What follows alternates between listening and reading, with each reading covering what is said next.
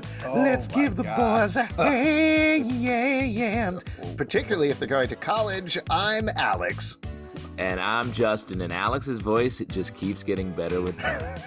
I'm Pete. It's early in the morning, so he's still kind of dusted off the vocals a little bit. Yeah, no, I gotta get the practice in. Sorry about that. It's early in the series. It's just a teaser trailer. Exactly. That's what we're going to be talking about is the just released teaser trailer for Gen V spin-off series of The Boys. Now, they released a first look a while ago, but we got a bunch more news about it, including this trailer that dropped just off of Comic-Con, a little later than Comic-Con, but that's fine. It happens. Still counts. It still counts. It's Comic-Con adjacent. Season. Exactly. Yeah. So before we get into the trailer specifically, though, let's lay some information out there about Gen V. This is based on, I believe it's the 5th volume of The Boys. We got to go now. It's set at college. It is, as you can probably tell, once we get into talking about the trailer, kind of a combination between a college set show and the Hunger Games, among other things. And it focuses on the first generation of kids with powers in the universe of Boys who know they were not created by God or anything like that. It wasn't magically they got these powers. They were actually created by being injected with Compound V as kids by Void International. Pete, you have a question right off. What's going on? Yeah. What is college? No. It's close. like a big high school.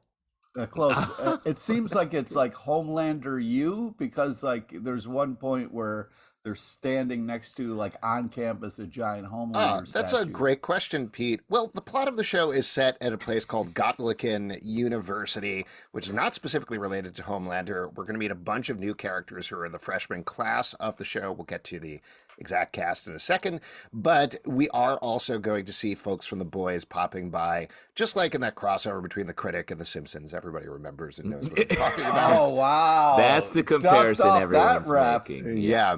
Hopefully at the end of the season of Gen V, they'll have one of the characters be like, well, maybe we can come by your show sometimes. And they'll be like, I don't think that's going to happen. But we are going to see Jesse T. Usher as A-Train. We're going to see Claudia Dumit is going to be in there. Colby Minifee, PJ Byrne. Yeah. And also there's one that is out there that I'm not going to spoil because it seems like a surprise that got a little ruined in advance. But if you want to look for it, you can check out wikipedia.com and you'll find out. Ooh, I've never heard of that website. Yeah, that's a paid advertisement right there. That's what we do. Exactly. We get paid $5 every time we say They're going to bug you about it.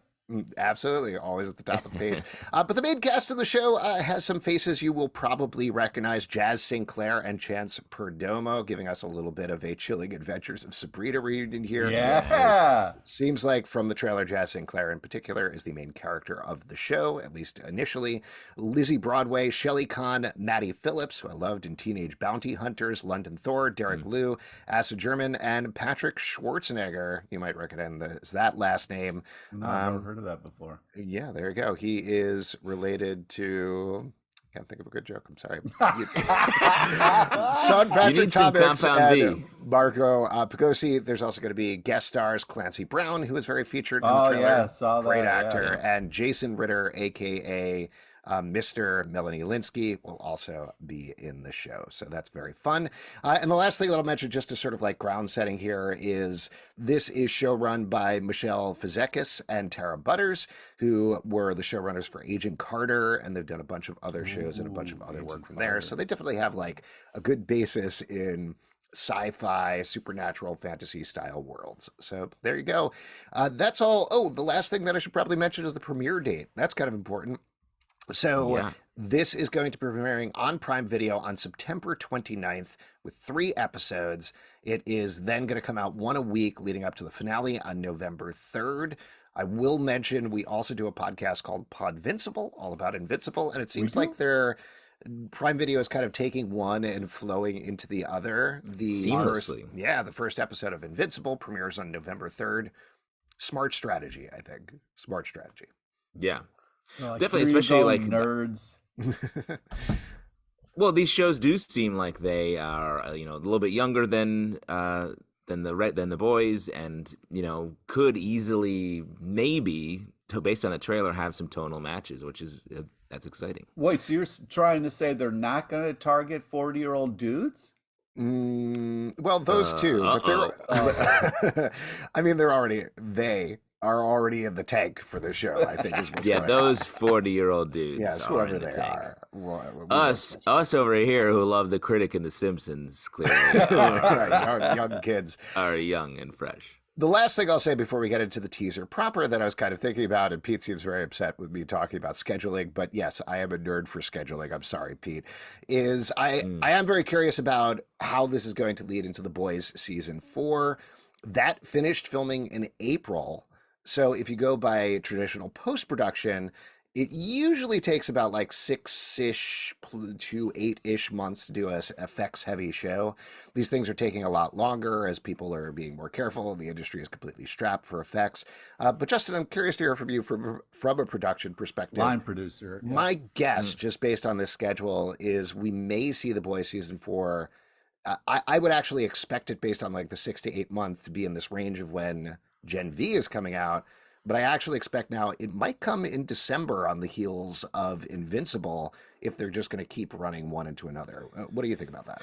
That's interesting. Well, I mean, less production and just from a programming point of view, we learned also at Comic-Con that Invincible is going to be split Mm-hmm. between 4 episodes this year, 4 episodes next year.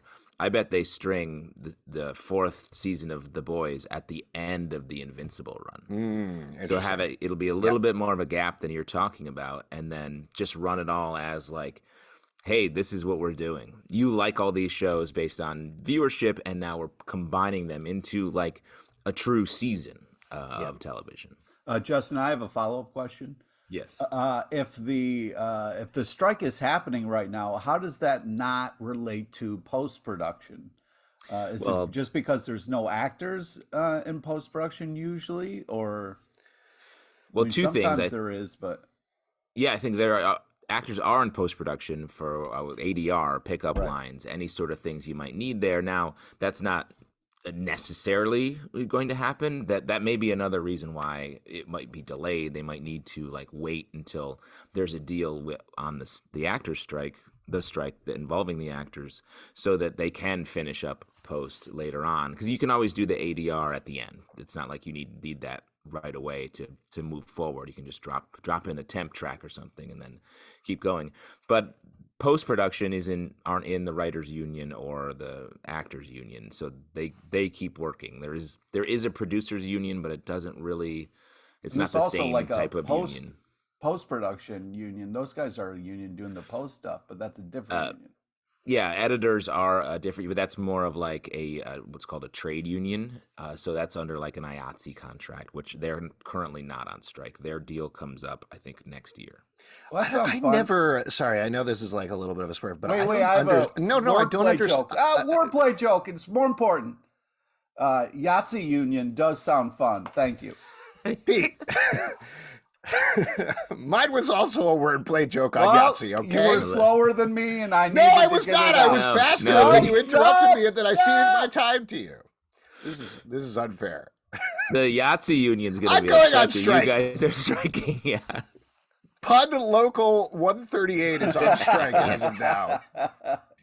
Anyway, yes, I just will mention, just to wrap up this part of the discussion, I know we're putting off talking about the teaser trailer for no particular reason. I think there's a lot of interesting stuff to talk around here, is we support the SAG strike. We support the WGA strike. They are striking for what they rightfully deserve, both in terms of compensation and in terms of greater rights. So even though we are talking about TV shows, they are on strike against streamers like Prime Video right now. To be clear, we are on their side. So there you go. 100%. And also, just to be clear, that Yahtzee joke made more sense before what you said.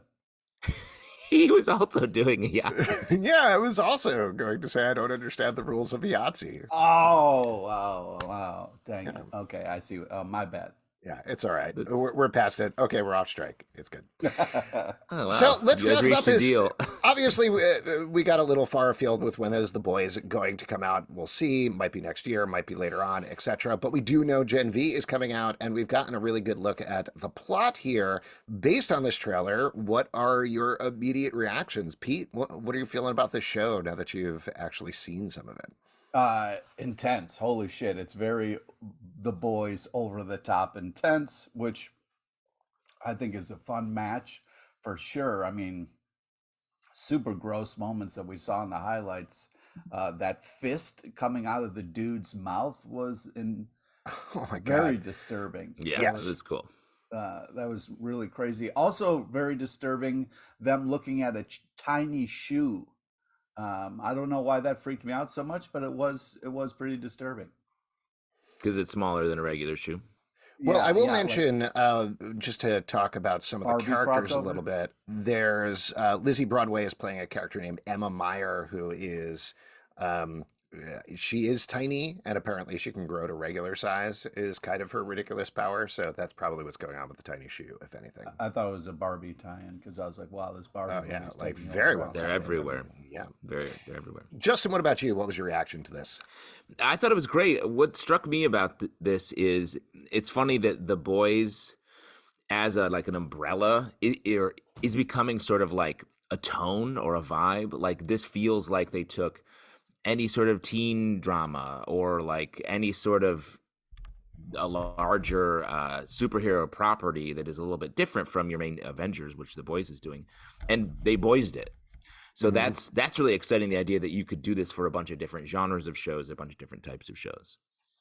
Yeah, I agree. A couple of things that I was struck by. Jazz Sinclair's character, her power seems to be to have like stigmata, and the blood comes out there, and that feels Yeah. like the sort of thing exactly in the boys' wheelhouse in terms of being profane, dealing with it in the most over the top and disgusting way possible, and then hopefully, like this is my fingers crossed, this is the thing that's hard to tell from a trailer, is how much we're going to get into the characters. Because the thing that we talk about with the boys a lot is it is over the top, it is raunchy, but it's not edgelord. It actually is very empathetic and understanding about the world and nuanced in terms of its discussion of big issues. So my only worry just based on this is like, yeah, you got the fist going out of the guy's mouth. You have them talking about blowing a dude's dick off, all of these things that you would Yeah. expect. But what I want to see there is college-based stuff that deals with issues that are specific to college students, but deals with them in an interesting and nuanced way. And I expect we'll get that, but we'll see. Yeah, Pete. It does seem like they are going to do kind of meta stuff like the boys do, because it was that kind of like fake commercial where he was like, "I wouldn't pour this over my dick if it cured cancer." So it was like it does seem like, as Justin is saying, they boys it up for sure. Well, let's where talk about that. Would you pour it over your dick if it cured cancer, Pete? if that guy in the show is not going to do it, I'm going to, trust his judgment because I'm not in the show and I'm not a superhero. You're but not? no. Well, but Pete, think about this. What if you had a bad case of pee hole cancer? Yeah. I mean, that's And a that was whole the different. cure. That Yeah, energy that's a drink. whole- is Well, the you could just cure. take it and stick it into one of the glasses and slurp it up like a straw. You guys could do that too, right? Yeah, that's What? your character in the Straw Gen V. dick. Do you have a trunk instead of a penis? Is that what's going on? Yeah, he's Yeah, got an elephant dung. Right. Oh, exactly. okay. Yeah. Well, That's that's the- fun. that's the That's a medical- fun My man- reveal. 13 years in. Let me look at my watch. Yeah, it's about 13, 14 years in. My man Straw Dick, my man Elephant Dung. We're all heading out. They're in Yeah, a I got- Yahtzee union. One other character that really jumped out to me that certainly makes me nervous, but again, I think they could do a lot of interesting stuff with this is Derek Law and London Thor playing this character called Jordan, who is a gender shifter, is the power. Yeah. So I think in terms of, this is the dumbest way to say it possible, but in terms of modern sexuality, dealing with potentially a non-binary character or trans character, whatever metaphor they potentially want to go with there's a lot they can play with. But the reason my alarm bells go off is there's also a lot that could go wrong in terms of how they execute that and whether it's appropriately executed. I'm sure they're putting a lot of thought into it, but again, interesting idea. I'm curious to see how it happens. in the Yeah, show. we'll see for sure. Also, it Well, looks like. Oh, go ahead. I'm sorry. I was gonna say the boys like tackles satire so well, so Mhm. I feel like doing something that is like of the moment in the culture and potentially controversial is very much in their wheelhouse. I feel like. Yeah. Also, it seems like they're doing some fun stuff like Avenue Q. It looked like a Muppet murder was going on or something in there. So, Love that. Love a good puppet episode. It also seems like, I don't know if you guys felt this as well. It seems like there's almost a murder mystery element to the series, Mhm. potentially, Mhm. which I'm really into as well. I love the idea of like, one of the soups is killing all of the other soups to win this Hunger Games style competition in the background, maybe outside of the competition. That's cool. That gives it a good framing for the season potentially. Yeah, Also, it looked like definitely. one person is almost like a Dragon Ball Z, like throwing Kamehamehas around, you know? I guess we'll have to see. Yeah, Any Dragon other Ball Z. things for the trailer? Things you're hoping to get for the show? Anything like that? It also struck me this like superhero movies haven't been able to do this really. They haven't been able to show a different. It's such a thing in comics to have like the younger versions of the characters be doing something from like New Mutants, all that. They tried Teen to make a New Titans. Mutants movie that went hard, sort of like this show is, and it didn't quite do it. So like it's exciting that it feels like they maybe have nailed this. Also, the fact that it's the name of the show is Gen V, perhaps a direct reference to Gen X, a show that when in the late 90s, when I Hmm. was like first Mhm. starting to read comics, it was like, this is it. Young, sexy, cool superheroes, finally.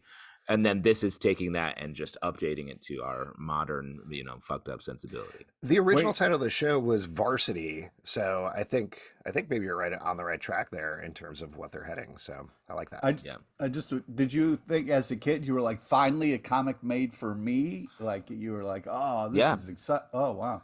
Comic made for me is sexy teen ready to like take on the world. Wow. Well, one question that I wanted to ask you guys. So this is obviously set in college, not high school, which is fine, but Different.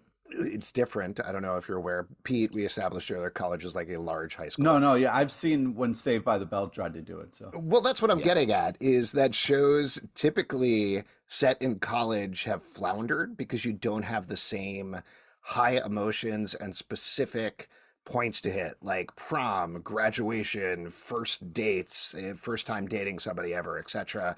And by the time the characters get to college or with shows set in college, they've already passed by a lot of those stuff. Mind you, there's been some good shows set in college, but just in terms of putting them on TV, it's a challenge. Like it's adding a level of difficulty there.